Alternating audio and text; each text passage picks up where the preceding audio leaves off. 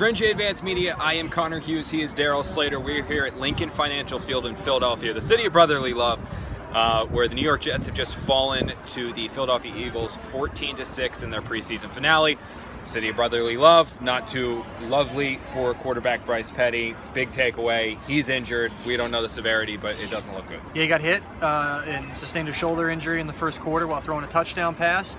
Had looked pretty good, but x-rays after the game, according to Petty, showed no damage, but MRI coming up on Friday morning. And this is going to play a big role in whether the Jets keep 4 quarterbacks. Now this pretty much might have solved their problem for them. I mean, hopefully for Petty's sake, it's not a serious injury. Yeah, I mean, it quite literally was the best worst case scenario for the Jets, because technically now they can put Bryce Petty on the injured reserve, wait to see if something happens with an injury to Fitzpatrick or Geno Smith, and then activate him. And really, it's a good situation overall for the Jets.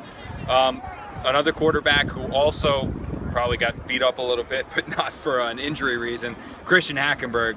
It wasn't pretty. 10 of 31, 50. It was How many yards did he throw for? Like 54. Wow. Yeah.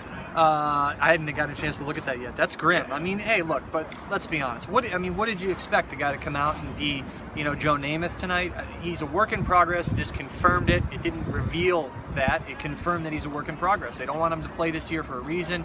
He's a sit and develop type guy. So, hey, that's what you'd expect. We'll see him again in 2017. This was also the final preseason game for the Jets. Darryl, any last takeaways? We've seen 4 games. Right. We've seen 5-6 weeks of training camp. Robbie Anderson's looked good. Jalen Marshall's looked good. Some other guys have looked bad. What's your overall takeaway at camp? Hey, roster cuts coming up. I mean, some of these young guys, Robbie Anderson, Jalen Marshall, did some things. Sharon Peak. All 3 of those rookie wide receivers have a chance to make the roster, which maybe could bump a guy like Kembrell Tompkins off. And what about Jace Amaro?